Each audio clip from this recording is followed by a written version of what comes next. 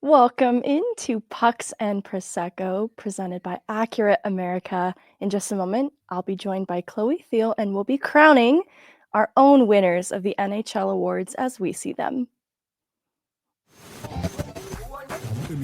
Hello and welcome in.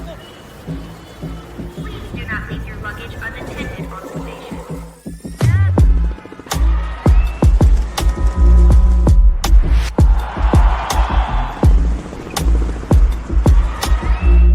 Welcome to the show. Hey! Meghan Angley, joined by Chloe Theil for another episode of Pucks and Prosecco. As I teased a second ago, it's an NHL Awards show, and we're treating it similar to the real NHL Awards. We decided these will be based on regular season performances, but today we'll be casting our own ballots, and from there we'll decide who our winners for the NHL Awards are, based on just us two. Nobody else gets to decide, and then these are actually the real results. Yeah. So I would like to see how everybody else who's watching this votes on these kind of things too. Yes. Because we just talked about it was way more difficult than I thought it was gonna be. Yes. Like, you already kind of have an outline of who potentially is gonna win, but it was really, really hard to kind of put them in order. It's very hard. So I cast a real ballot earlier the year for the real awards, and it was hard coming up with my people for that. And going back, I even already kind of feel like I disagree with some of my own choices, maybe some of the placements, because as you're going through it, you have the idea of who the top guys are for each award, but then you want to just double check, is there anybody that should be in this conversation that maybe isn't being considered or talked about enough? And so you just want to backtrack a little bit, and that's where it starts to get hard. You start to get overwhelmed with choices, and we'll get into it with some of these that maybe aren't as clear cut as the others. So I think it's so interesting that you guys get to vote on these things, that you have such a big part in the outcome of these awards. Are you allowed to talk on kind of the process you go through? Are you allowed to even say who you voted for? As far as I know, yes. That's a great question, and I probably should double check on that. But we talk about it as we're casting our votes, like around the Avs media room. We've got a deadline, so we all start talking about our ballots. So it can't invalidate them because we all do it. We all talk about them. But that is kind of the process. You run it by some of your colleagues, like, hey, who are you voting for, Selke? And then you just make your own choice, because there's usually some disagreement too. I like to use some analytics, but I also try to trust my instinct and what I've observed around the league, because I can't watch every hockey game, and that's what makes it a little challenging. So I do want to recall then who has stood out, because they have stood out for a reason, especially when it is hard to tune into as many games as you can. And so there's a couple. So like Masterton is one that we voted on a little ahead of this, and it's tough because that one was a regular season one, and Landeskog was the Colorado chapter vote, obviously, but there was controversy around that. And then Jack Adams is the other one that we don't get to vote on. That's like broadcast personalities. So yeah, the professional hockey writers don't vote for that one. And I almost wish, not even us, I don't think we need to be the ones who vote for it, but I wish other coaches could vote for it, who they would nominate for the best coach. I think that'd carry more weight. Jack Adams seems flawed in how it's voted upon right now. And not just because Jared Bednar hasn't won it. So is it what you were saying, like you kind of have a Colorado chapter? So does that mean you all put your votes in and then that counts as one vote for Colorado? Or is it each of your votes count? Uniquely.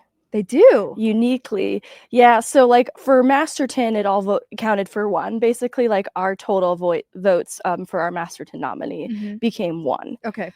And then for the rest of the awards, though, it just is totaled across the league. And so that's where it gets weird, is different markets have more members of the professional hockey writers. And so they represent their market a little bit more. So there's a lot of East representation. And that's where some of these awards start to slant a little bit. It's like voting in an actual election. It's you like get electoral votes it's and like voting the in an East. election. Yeah. That is sad because the West has produced some really competitive teams. Yeah. And so it is a little bit of a bummer that we Mhm. don't have more representation, more weight in the awards. Yeah. Maybe one day.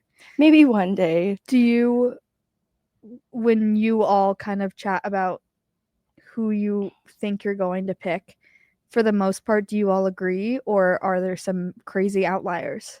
I think there's usually outliers, Yeah. to be honest. And it's because everyone sees the game differently. Mhm. And everybody watches a lot of hockey. So there's just a big pool of information to draw upon for these awards. I guess we can start with the Hart Trophy. Yeah. And just dig into MVP, most valuable player to his team.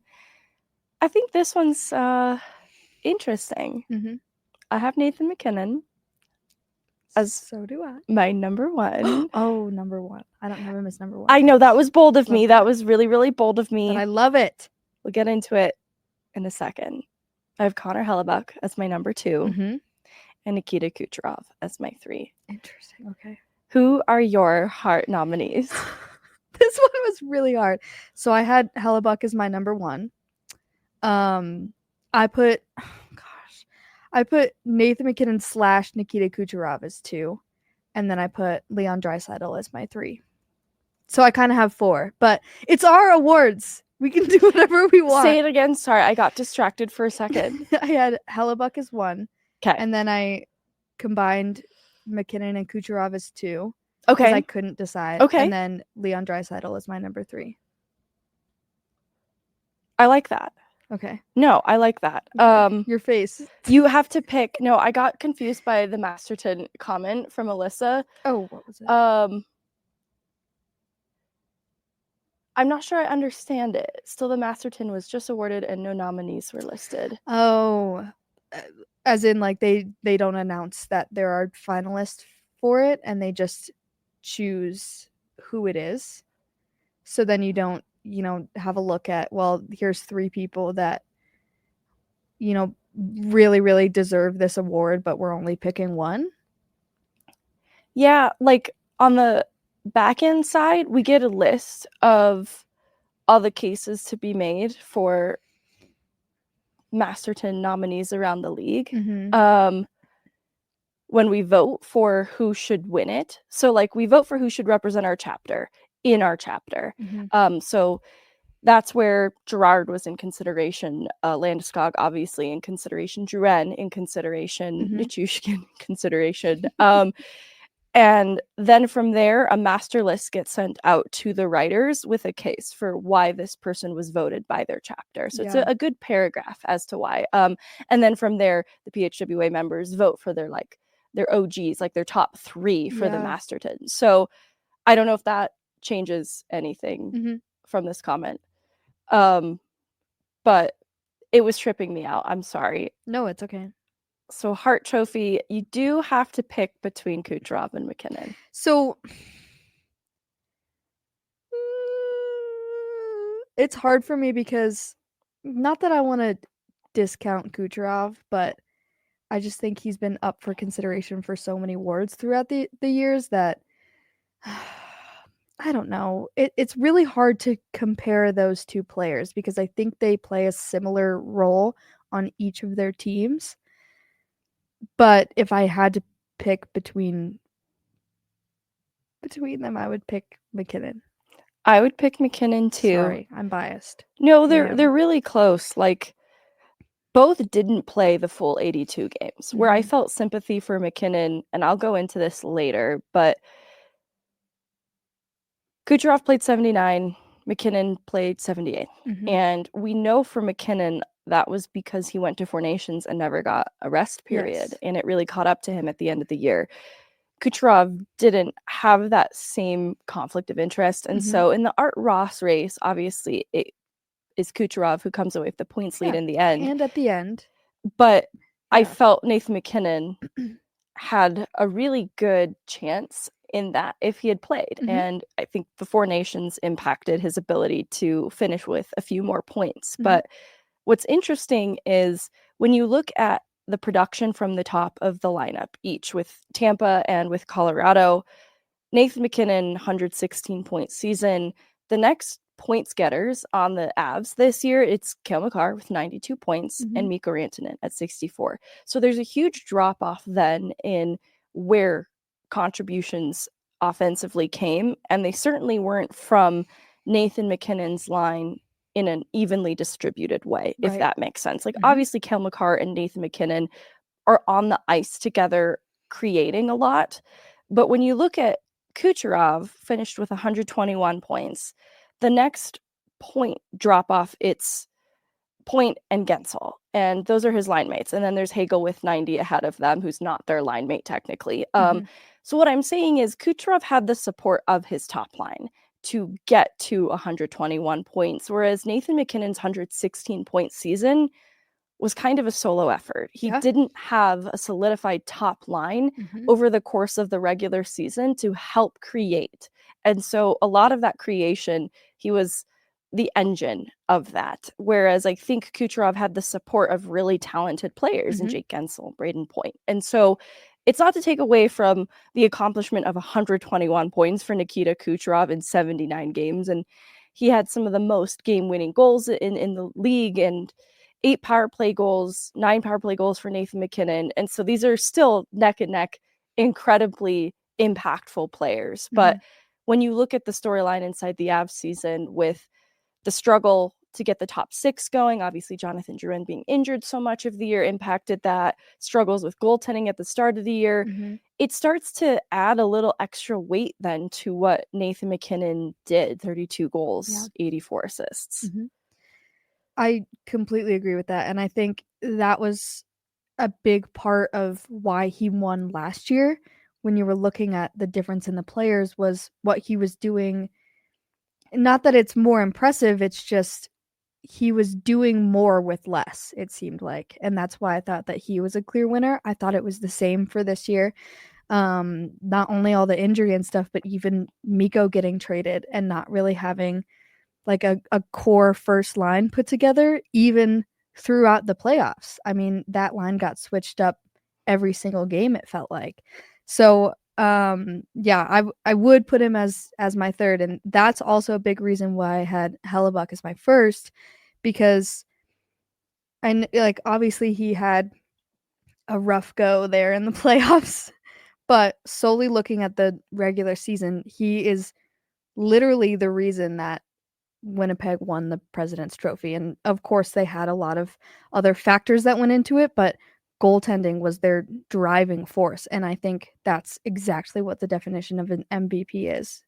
It's so hard to get consistency in net and incredible goaltending. Like, you have goaltenders who can consistently be a good and steady presence, but to be as good as Hellebuyck is, as much as he is what makes him really important to the Winnipeg Jets in the regular season. Obviously, we know how things played out in the playoffs, so it's complicated. It has to really stink to, like, winning a Vezina and having that announced while you're in the playoffs, getting lit up. But for Hart Trophy, second high danger save percentage among goaltenders who've at least played 20 games. I always have to make a little qualifier. Top 5 in most saves made and a top 10 in high danger shots against. And so I think the Jets are a better team defensively than maybe those numbers are giving them credit for, but he faced a lot of quality chances over the span of the season and still finished with a .925 save percentage. So Connor Hellebuyck continues to be such an interesting part of the Winnipeg Jets, but you can't take away from his regular season performance and what it does for his team. All right. I feel like this one won't be as controversial, but let's look at Norris. Who was your who else did you have in yours? MacKinnon, Hellebuyck, Kucherov. Okay. Oh, did you want to talk about Draisaitl? I mean, I'll touch on it. I think this one is difficult for me because I think the hardest part about giving him an MVP is that you're looking at a team that has him and Connor McDavid. And I think it's really difficult to differentiate between those two players when you're looking at an actual MVP, because both are such a significant part of the team that I mean, me personally, I think it's really hard to separate them when you're looking at it. I think those two are the driving force, and I wouldn't say that Draisaitl does. I don't want to say this in a I wouldn't say that he does anything more than McDavid does. I think the two of them drive the team together. So it'd be hard to choose him as one MVP, if that makes sense. No, it definitely does. I feel like there should be an award for the winger who supports his guy, like supports his line, or like a Mikko Rantanen to MacKinnon. Yeah. In this case, a Draisaitl to a McDavid. They are the engine for the top six. Like right. he makes it so dangerous for Edmonton that you're right. I don't know if he gets overshadowed by a player like McDavid, and they're kind of the 1-2 punch down the middle in Edmonton, which is a little different, but in the same way that we talk about Sakic and Forsberg, it's significant, and Forsberg commands a lot of respect in that conversation. Draisaitl should too. Yeah, I mean, 131 points is incredibly impressive, and also signing an extension with the Oilers, getting paid $14 million a year, I think is also very impressive. Well compensated for what he does for Edmonton. He is. All right, let's look at the Norris Trophy. This is for the top defenseman with the greatest all-around ability. Chloe, who's your number one? Cale Makar. Are we surprised? A little bit. Really? No. Cale Makar. All Makar. right, sell me on Cale Makar. See, this is every time we talk about Cale, there's nothing to say. He's just the best defenseman in the NHL, I think, especially right now. I think it's pretty obvious that stats-wise, spoiler, my second is Werenski, my third is Quinn Hughes. Stats-wise, he's above both of them, but you just have to look at him from a team perspective and what he brings. I mean, you just talked about how Nathan MacKinnon was number one, and right there, not next to him, but second is Cale, and that's an incredible thing to have in a defenseman on your team. So he's my number one. He's my number one too. Oh my God! 30-goal season for Cale Makar. So the production was yet another high point for Cale Makar that kind of sneaks up on you at the end of the year. Werenski obviously was in that race pretty competitively for much of this season, but Cale Makar ran away with it. And I always feel a caution about talking about the production in Cale Makar's game and taking away from just how good he is defensively for the Avs.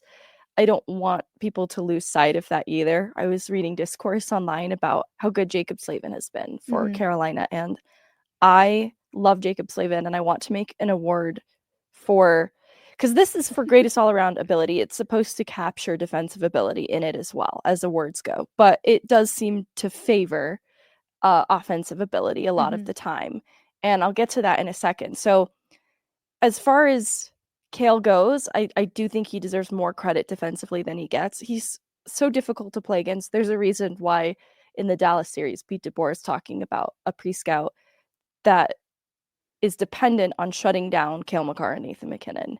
He's such a threat to other teams. That's why he finishes top fives in penalties drawn, because he's difficult to contain. The production, most power play goals, the possession numbers, Corsi for 56.2%, 5v5 on the year, created 39 rebounds, which was among tops in the league. So that's all production stuff. I don't have any advanced stats for the defensive side of his game, but he's leaned on heavily for the penalty kill. It's a tough situation. Like, you don't necessarily want to see him with some of the ice time he finishes with at the end of the night. You worry about the toll it takes on his body, but he eats up big minutes, takes on top matchups, and is relied on heavily on the penalty kill for a reason. I don't want to take away from that. So he's my number one, but Werenski is my number two. And honestly, digging into the numbers for Werenski, he had an insane year. He was first in rebound opportunities created with 22 rush attempts at 5v5, which was ahead of Cale Makar off the rush in the regular season. 52.48 possession numbers, and first in expected goals for in the league. And so the offensive opportunities for Zach Werenski, even though he finishes, with 82 points, 23 goals, it's a little lesser than in the total number compared to Makar.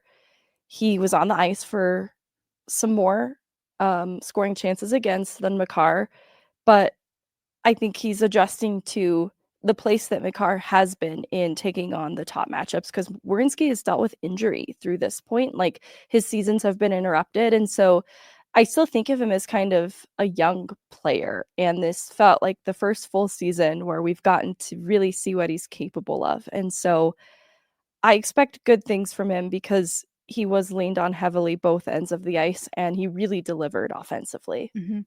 And also, when you're looking at the team that he's a part of, the Blue Jackets are still rebuilding.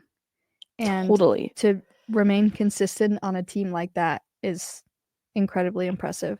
But I think it's a very interesting point that, and it's something I think about too, is I feel like a lot of times when we look at defensemen, we look at their production and not so much their defensive capabilities. So it is really hard when you're looking at Cale with his production, but actually I'm not going to spoil it because it brings me to one of my awards. I have bad ADHD, and so where I was starting with the Jacob Slavin conversation too, around the discourse that I saw online about Slavin being this underrated defenseman in these playoffs, and I fully agree with that. And some people were weighing in, he's not even the best defenseman in this series, and then other people were saying Cale Makar was the best defenseman in these playoffs, which is kind of crazy to me. Yeah. I think they just meant he's the best defenseman that has appeared in the playoffs, not necessarily that his individual performance was the best. But it shows how much respect Cale Makar commands, because this isn't an Avs fan that is weighing in on this and saying it. And so there's a lot of respect. Look, there's weird discourse, Adam Fox, Cale Makar, like there's weird discourse where people do diminish Cale Makar's abilities. That definitely still happens. But when it comes to how other teams' fan bases talk about defensemen, I think Cale Makar is highly favored for a reason. And it was something I wanted to shout out, that even though there can be debate, a Slavin, best defenseman in these playoffs, Thomas Harley, Cale Makar still commands a lot of respect, even with a kind of shaky, not the best performance, not the classic Cale Makar performance, which by itself means something. The fact that there is a classic Cale Makar performance that we can even reference for what we expect in the playoffs is why he's special, why he's so highly ranked in the Norris conversation every year. I had Quinn Hughes as my third too. I had a tough one with this though, because this is where I would have entertained a Jacob Slavin maybe in my 3 spot. I still look at the finish for Quinn Hughes on the year, and I think this was a tougher year for the Vancouver Canucks. So he's third in scoring among defensemen, and that's still not nothing. I look at the state of things with Vancouver, and they've just had a lot of drama around the team with GT Miller and Pettersson, and now they're moving on from their coach. And I want to give him some credit then for the year that he still had. This is a really great defenseman, which is why I just think we need to create a separate award that better captures what a player like Slavin does well defensively in his own end. Because the tough thing about analytics, and it's often used for this award, as you look at points totals and you look at some of these other numbers that we've mentioned, is they all have an offensive slant. And not necessarily a bad thing, still a good tool of measure, but that's where a player like Slavin doesn't have, the same metric that you can point to for his value, but it sure is high. You look at his 4 Nations performance alone and his impact for Team USA, and Slavin definitely deserves some more flowers. I just feel like we need to create a new bouquet. Yeah, I agree. Yeah, Quinn, this was a hard one just because I think you guys had Dave McCarthy on last week. Yeah. And he was talking a lot about what he thinks about Austin Matthews being their captain and how maybe they should have waited a little bit and kind of just let him do his thing and not try to put him in the position of being a captain and producing for his team. I think that's kind of similar with Quinn Hughes. I think he's so young, and making him the captain of this team and then, trying to lead a team that didn't even make it to the playoffs this year, I think it really takes a toll on who you are as a player. And I think he's like Austin Matthews in that I think that if he wasn't captain and you just let him do what he needs to do as a defenseman, that he would not look better, but just I think it would look better statistically. No, I see the similarities for sure with Quinn Hughes, especially in seeing how the JT Miller-Pettersson drama was handled this year. He was paraded in front of media to answer for it too. Yeah. And that makes sense. He's their captain, but you could see it wasn't his strong suit either. And I don't blame him for not being able to work through the drama of what that was. It should not have been the drama that it was. And so I can't help but wonder if removed from that, what the individual performance would look like, because it was already very good. So it also points to a need for a really strong leader on Vancouver, because honestly, that came up in the JT Miller drama too, that they just needed some other veteran players to step in and be the ones to address JT Miller when he was getting out of hand, because he was at times. His emotions were boiling over, and it wasn't as if Pettersson was blameless in that either, but there's some leadership that was needed there. And don't fault Quinn Hughes for not being the answer, but I think it takes away when there's a little bit of a soap opera around the season. Imagine how successful everybody in the world would be if they didn't have any drama in their lives. Yeah. I would be so good at my job if there was no drama. Yeah, I'd be so good at life if there was no drama ever. Exactly. All right, let's move on to the Calder Trophy. This is for the most proficient in his first year of competition, and there's real qualifiers for the rookies too. So it's not as if they made their NHL debut for all of these players, but they fall within the threshold of being rookies. So I'll say my number one was Macklin Celebrini. Me too. I feel that's not controversial. Nope. Cool.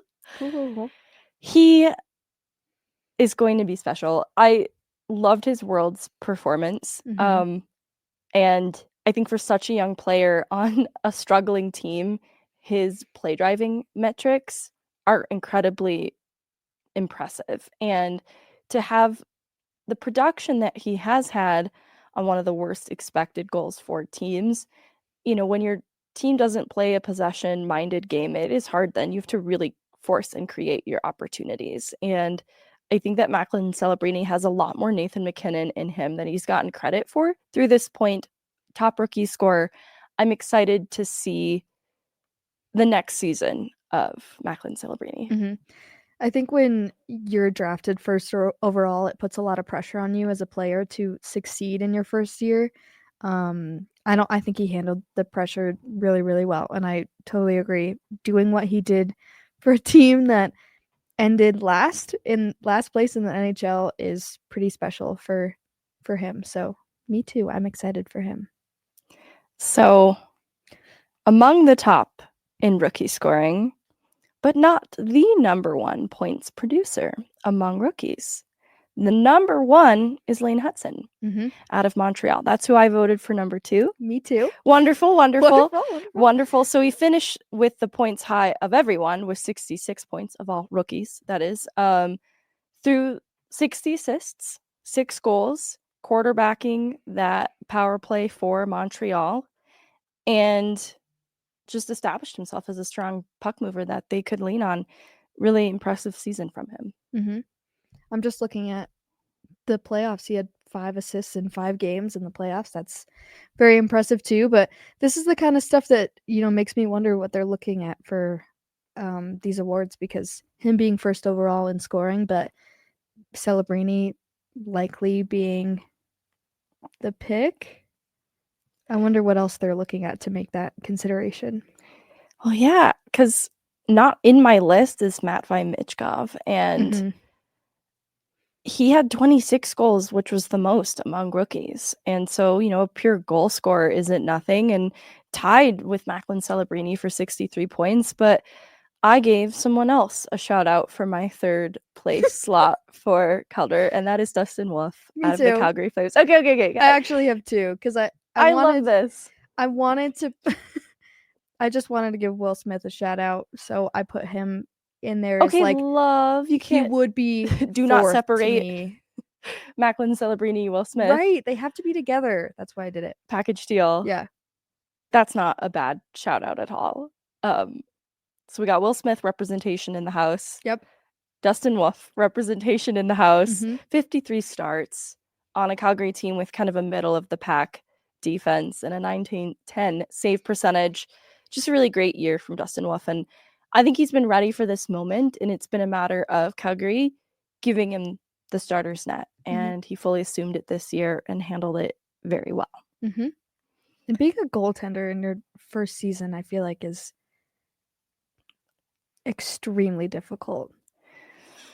Yeah, it's always such a weird trajectory because it's like you'll get NHL starts sprinkled in before you finally get to start in the Right. NHL. And so we've seen Dustin Wolf before, but to have that go from 0 to 100 Mhm. is a lot to handle. And another, goalie, not a rookie, but like Lukas Dostal, that's why his trajectory to being kind of considered a starter in Anaheim. Like Gibson was still in that conversation, just dealt with a burst appendix throughout the year. Yeah, so he missed a lot of time, and Dostal really stepped up. So it's just weird with goalies the way in which they fully become starters, even though you've been seeing them around the league for a little bit. Yeah. And it's because it's very hard to do. Mhm. It's hard to take the net away from a more established starter. Yeah. That's where our guy Sheloff's up with Abbotsford. He had the net taken Our from him. guy. Yeah, I'm so mad at him. Kevin Lankinen stole the net from him in Vancouver this year, and so he's fighting for it back because, Lankinen's the more veteran goaltender. We've got this young goaltender with good numbers trying to sneak up behind him, and Dustin Wolf was in that position too previously and finally gets his opportunity.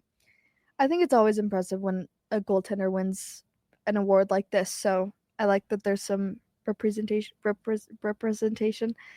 What the For goalie? representation for goaltenders for this. So I would like to see him win. I think that would be fun.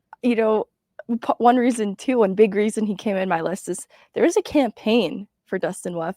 I got a text message.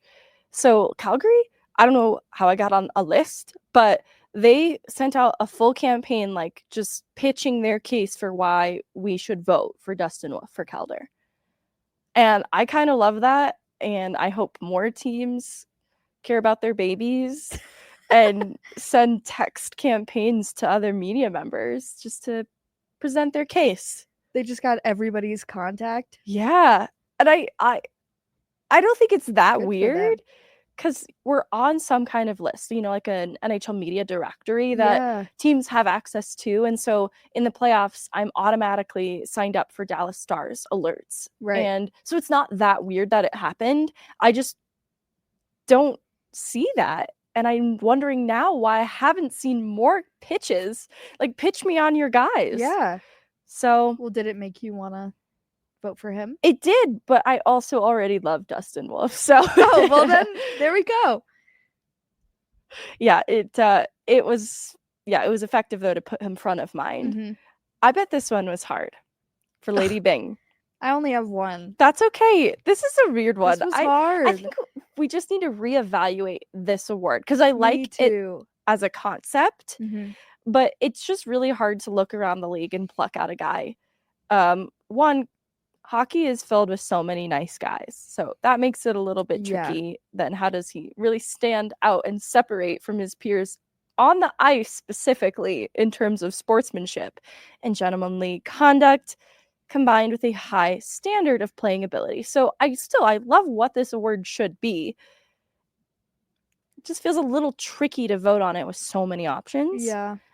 I still have 3, but it just feels like there could have been 20 guys that I'm thinking about for this type of award. Who's your number one? Anze Kopitar is my number one. That's a great number one. Yeah.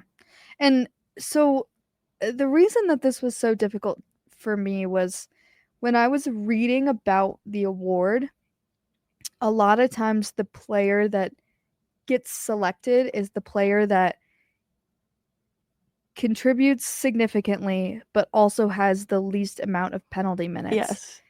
And to me, I wouldn't directly correlate penalty minutes with sportsmanship. Right. Like, I don't think drawing a penalty means that you're any less gentlemanly. No, if anything, like, I don't know. I kind of want to see a moderate amount of penalty minutes because I know you're trying. Right. And don't get me wrong, the absence of penalty minutes doesn't mean someone isn't trying. And just like you're playing with a little edge, and sometimes you're going to push the envelope a little. You're going to toe that line, and you might step over it a little bit here and there. I mean, like a Gabriel Landeskog, right? Like very respected by his peers. If you're fighting, sure. I mean that could be a completely different thing, but like a tripping penalty, sometimes you do that on accident. High stick penalty, like I don't think that means that you're unsportsmanlike.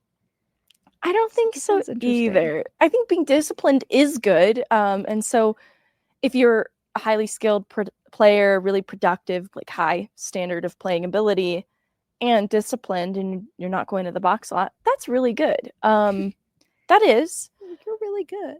But I don't know, there's just something in the same way that I don't like plus minus as a stat. I just don't put a lot of stock in penalty minutes or a lack thereof. I'll definitely notice if you have an insane amount of penalty minutes, and I'll remember the timeliness of those penalties more than anything. But the absence of the penalty minutes probably won't stand out. See, this is interesting because I didn't even look at, I was just kind of reading about why they chose it. I didn't even look at how many penalty minutes he had. He had 4. The entire regular season. That is so gentlemanly of him. In 81 games. All right, I actually don't know my guy's penalty minutes. As you can tell, I've been very anti-Pims. Anti-Pims. Let's see here. But this is also interesting because I'm looking through all of his stats. Yeah, for the most part, they're low. I mean, last year it was 22. The year before that, it was 4 again. But then he also has seasons where 24, 22, 32, 24, 16, 28, 20, 30. Is he getting more sportsmanlike-y? Is he? He's becoming more of a gentleman. He's more of a gentleman. Did he have kids somewhere in here? Is this Kopitar still? Yeah. I don't know. He's an older man. Does he get babies? I think he does. Kopitar. I don't know. Children. Nobody worry, I'm looking up who his Best children Dad are Award. Right yeah, Lady Bing Trophy became Best Dad Award. Born on March 14th, 2015. Oh, okay. Is there a correlation between, you know what? No, there's really not. No, there's not. There's not. So I don't know what it is. I was thinking maybe him having a daughter would make him more gentlemanly, but I don't know what it is. He's really likable, so it's not a bad selection at all. Yeah, and it's obviously not completely just based off of penalty minutes. There's other things that make him sportsmanlike, but that is one of the main things that they look at.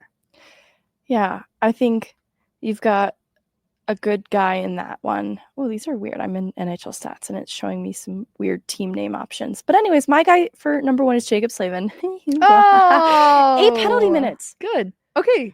Interesting.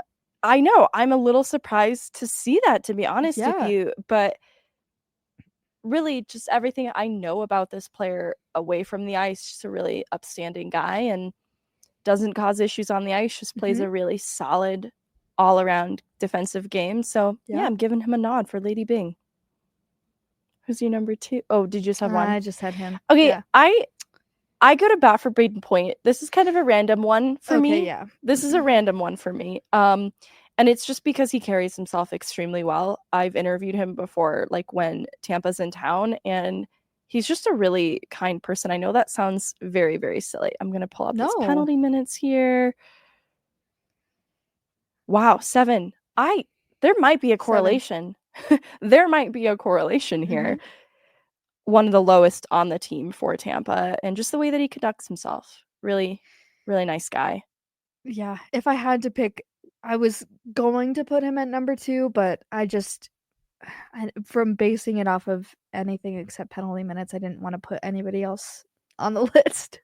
I gave Devon Toews my third spot. Okay, this is a good one. This is a really good one. He gets voted as a finalist in Lady Bing a lot too. Yes. So, these guys I've seen point up there in the It's number of penalty votes minutes. before, so I'm not totally crazy for thinking this. That's because he has and too many Slavin, penalty minutes this year. definitely.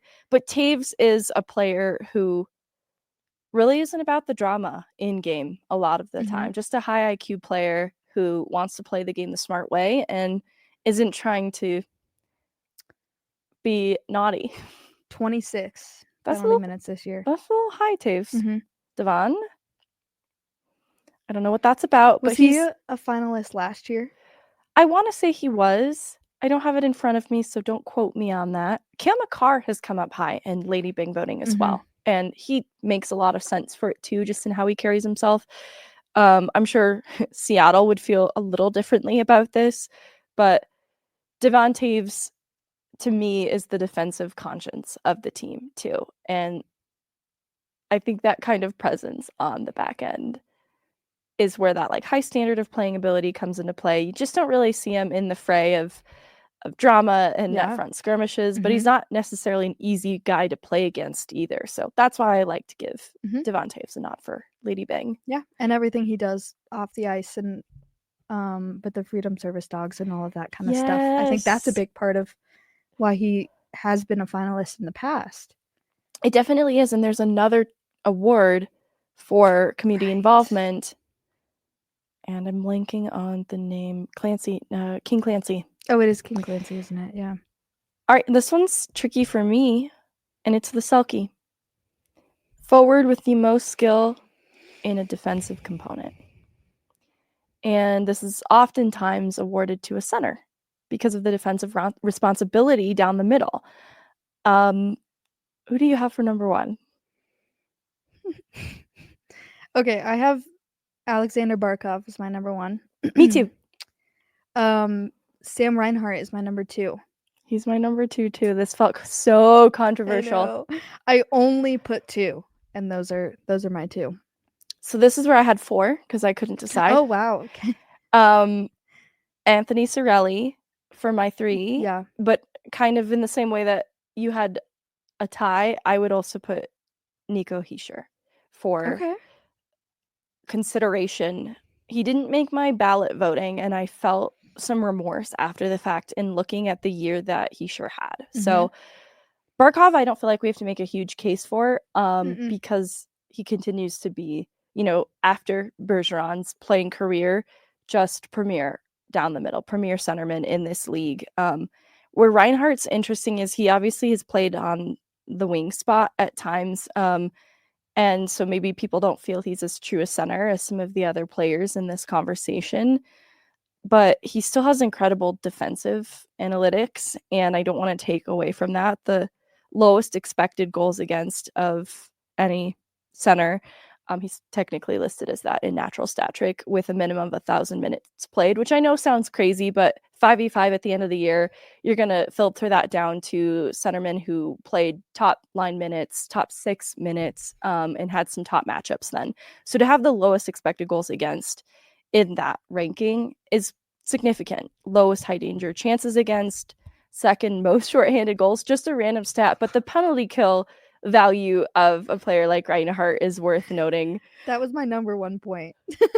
And a Corsi for percentage 58.39 at 5v5. So just a really well-rounded player with a defensive prowess that I wanted to shout out.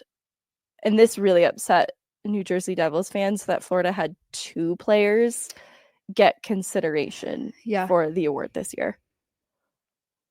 Or Anthony Cirelli. I just really like this player, but he is so good down the middle. Most D-zone starts, second most high danger chances against, but the fewest high danger goals against at 5v5. And he was good in the dot, like, a true centerman for Tampa Bay. I think he's really well-rounded and a little bit underrated in that sense. And then where Nico Hischier got some credit from me, he had the second most face-offs won in the league. And so he, in total, finished with not only the most face-off wins, but a 55.5 at the dot. Fourth most D-zone face-off wins and the ninth fewest goals against, while still having a 35-goal season. So he deserved maybe more credit and consideration in the Selke conversation than he got. It's just the year that Florida had. Sam Reinhart defensively very good for them, but those would be my guys that I think deserve some love. Barkov and Reinhart would be the 5th set of teammates to be Selke finalists. And I saw that earlier, and I thought that was very impressive. So I like that. I know. But when I was looking at Sam Reinhart, my number one thing with putting him 2 was that he had 5 shorthanded goals the 2nd year in a row. He's Like, a little. That's crazy. That's interesting. He's aggressive on the kill, but obviously Yeah. it works for him. Exactly. Wow. Well, I think all of them deserve to win, and maybe they should just like We're the proud crown, of everybody. like the Crown and Mean Girls, where they break it up and give it to everybody. They should Yeah. just give it to everybody, That's so true. And we get a little piece. and we get a piece. Well, these are We're our part of awards it. that Gary Bettman's gonna listen to, So we're these are just gonna final. take the crown, and nobody else is gonna win. and nobody else is gonna win. Yeah, I don't Yep. know if we made that clear, but these are the final results. Right. So everybody just, even though we didn't really, did we kind of select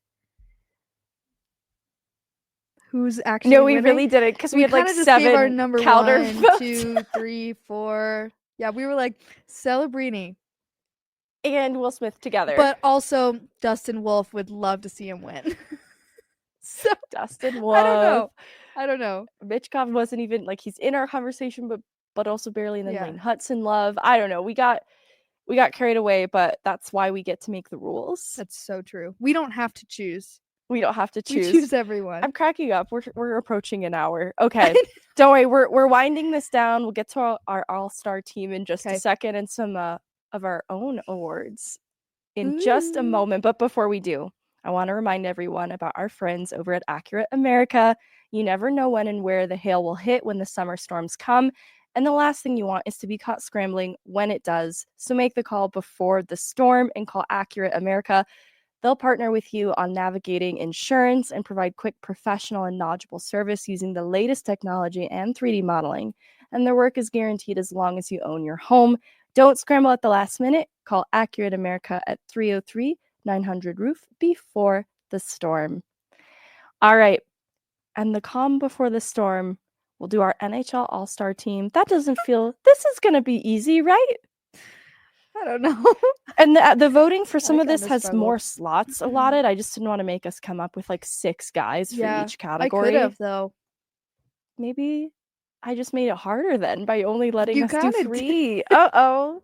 No, that's okay. All right. Who are your top 3 centers in the league? See, this is hard because I don't want to say that these are clear 1, 2, 3. I just want to say like these are 3. Whoever Chloe doesn't say, she thinks they suck. Yeah, basically. Okay, I had McDavid, MacKinnon, and Draisaitl. Okay. I gave Barkov some love, but I have MacKinnon, McDavid. Okay. So Chloe hates Sasha Obviously, Barkov. I hate Barkov and I love Draisaitl. He's been in Chloe 2 of loves my mentions. Draisaitl so much. Yep. All right, for right wing. I don't know Did it if get I agree harder? with these. Okay, Okay, Kucherov is my 1. same. Mikko is my 2nd. I didn't put Miko in mine. I think I was being petty, you guys. I think I was being petty. I don't know. I put Vanna Chushkin. You actually did? I did. I actually Oh my did. god! As your 3? I know As your as 2? my 2, which is maybe even crazier because he did miss a lot of time this last year. But his point per game production in season No, when I he love it. does play Yeah. is really impactful. Mhm. Then Mitch Marner. Okay, And- so yes. Jesse's not here. This is a safe place. I'm not crazy about this Mitch Marner to Right, Colorado right. business, but I want to give him some credit. He's an elite winger in this league and had a 27 goal, 102 Mhm. point season. This is a 100-point player. I'm not going to leave him off my list. Okay. I put him / Nylander I like Nylander. because I couldn't choose between them. Yeah, Wheelie So, Styles. Yeah. Well, that's perfect. Then we have 4 centers and we Oh, have good. Great. 5 right wings. This is perfect. Okay. For our left wing. Are you starting? You want me to start? I'll start this one. Okay. I have Kyle Connor for my number 1 left Okay. wing. I've liked him for some time, but he has a new career high in points the end of this year. 41 goal season, kind of crazy to me. 97 points, right on the doorstep of his own 100-point season, but I want to give him some love for my top left wing. I put Kachuk as my number 1. Oh, that's really good. I put Kyle Connor as my second. Okay, I like that. I feel a little funny about my number 2. Who's your Well, it's a tie, which I also have a 3, so I have a two-way tie for number 2, So and then we my have 3. 20 left wings. And at left wing, we have 7 different guys. All right. So I have Jason Robertson, which feels tough Okay. because the year that he had actually was very normal. It was very regular for him. I've seen better seasons from Jason Robertson. To me, though, he's a young player who is still ascending in this league. Yeah. And then I had Brendan Hagel, tied with him. I Okay. think the impact that he has on Tampa, kind of I mentioned earlier when I was talking about Kucherov, where you've got Point and Gensel as kind of the 3-4, but that 2 in terms of production is Hagel. He's a really productive winger for a very good team. So he got some love. And then Ovi was my third. Okay, Ovi was my third. I was scared you weren't going to say that, but I have another one that I want to put in there. Perfect. Can we put Gabe in there? Ooh, what? Yes, we can because we make the rules. Like, technically, if we're looking, I mean, this is technically like this year All-Stars, he wouldn't be a part of the conversation, but I think considering playoffs, I think he should be.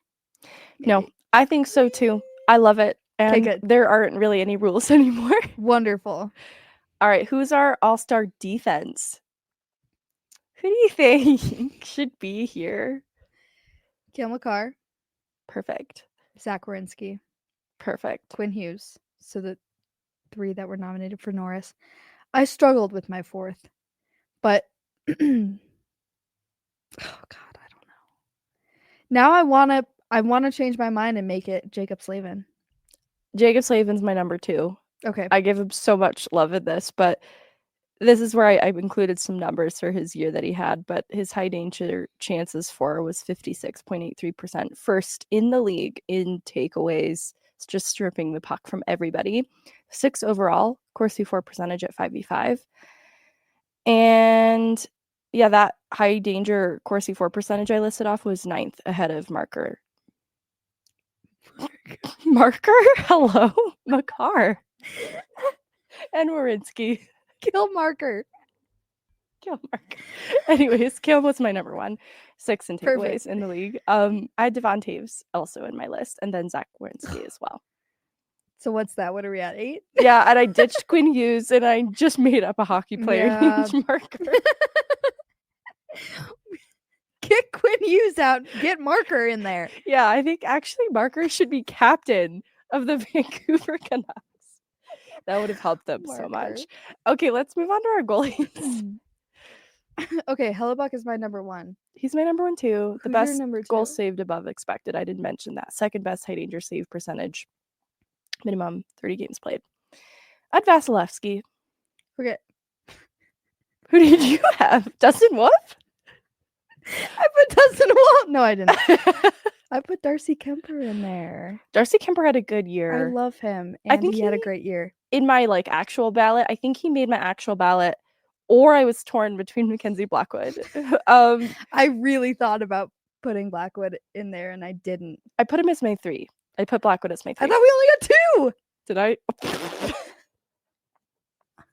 Okay, my 3rd is Mackenzie Blackwood. I thought we could only pick. We don't even have Prosecco today. Prosecco. Oh gosh. Mackenzie Blackwood had the 6th best goal saved above expected. Yeah.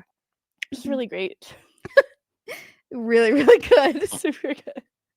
Darcy Kemper.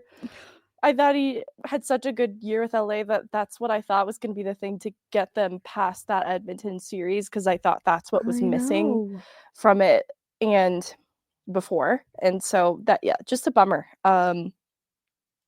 Which leads us to our awards of our own. I actually stuck with this. I included it as an example, but I actually just made it into an award, which is most deserving of a better fate. Mm-hmm. I love this And one. yeah, this is a player that earned a happy ending, like should have had it, but didn't necessarily get it. Mhm. And this deviated a little outside of the regular season in how I thought about who should win it. Like I gave Mark Scheifele a nod for playing in game 6, scoring I love a that. goal, and then unfortunately the penalty late in that game is ultimately what cost him. And this is a player who had the most game-winning goals in the regular season, obviously the Central Division champs. I just thought he individually deserved a better fate, at least Mhm. at game 7. I think he deserved a Oh, game yeah. 7. That really played at my heartstrings. I gave Marc-Andre Fleury a nod, good. and this is a little more related to Worlds in going for the triple gold club ahead of his real retirement. He already had the Olympic gold and 3 Stanley Cups, and he just needed this, and I'm sad that he wasn't able to get across the finish line. Mhm. I gave Gabriel Landeskog also Great. like my 3rd place slot, just because he finally makes his comeback, and his team is out in the first round. I have to imagine he just wanted to keep playing hockey the minute he got back, and so for that to be cut short, it made me so sad. And Nathan It makes me MacKinnon, sad. I mean, there's like 20 guys that I nominated for this Perfect. award. Let's go Nathan through 'em all. MacKinnon deserved a better fate. With respect to the Art Ross Trophy race, just because I want to know what it would have looked like if he did play in the final games of the season if rest wasn't a concern, because I would default to rest every time. Be like, yeah, absolutely. You went to 4 Nations, your body's a little worn down, take the rest. But also, could you have won this if you didn't need the rest? Yeah. I don't know. And then Jonathan Drouin, who missed 39 Of games course. this season with a near point per game pace when he did play. I thought he deserved a better fate. Don't forget about Ross Colton. Throw him in there. Ross Colton. Miles Wood. Why Ross not? Colton, Miles Wood. Oh my gosh, you're so right, Chloe. You're so right. Exactly. Okay, my first one was what we were talking about earlier with the Norris. I would like to change the Norris to just make it about just defensive capabilities and not all around ability. Yep. And Yes. just like the Selke, Let's lock in. I want to change it so that it's called the Blue Line to the Net Award. Period. And it's a defenseman who excels in offensive contributions, playmaking, and goal scoring while still maintaining solid defensive responsibilities. Cale Makar. I like that. The Cale Makar Award.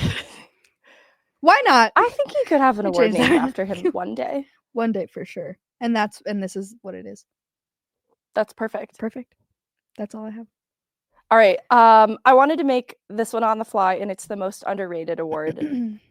Feel like we can come up with a better name than that, but I gave Artturi Lehkonen a number 1 spot. He had a 27-goal season and made a new career high for himself. So Artturi Lehkonen got some love. I gave Tage Thompson some love. Okay. 4th in the league in goals with 44 goals is kind of insane given the state of Buffalo this past year. And then obviously a big game player in Worlds. And another player is Clayton Keller. 17th in points, 100 goals among players on playoff teams. If you go back like 2022 through now, he scored 100 goals. And you look at all the leading points getters over the past couple seasons, and they're all on these playoff teams. And so Clayton Keller has been a consistent producer for Arizona/Utah. And I think he deserves some credit for that. Kind of similar to the credit I'm giving Tage Thompson, just playing on a struggling team and still being a difference maker. Yeah. And then Devon Toews, I gave most underrated award. And it's because of what he does in his own end. He's such a high IQ player that I think when you're on a team with a Cale Makar, sometimes that can get overshadowed. It's so obvious that everything that I was talking about with these awards, I just changed into separate awards. Because for the Lady Byng, I was saying it shouldn't be about least amount of penalty minutes. So this award is the Penalty King Award. And it's given to the player With the who most? spent the most minutes in the box, which was Nikita Zadorov with 145 minutes this season. sir? 145. And then a little shout out to Brad Marchand because he, right now in the playoffs, 46 minutes already.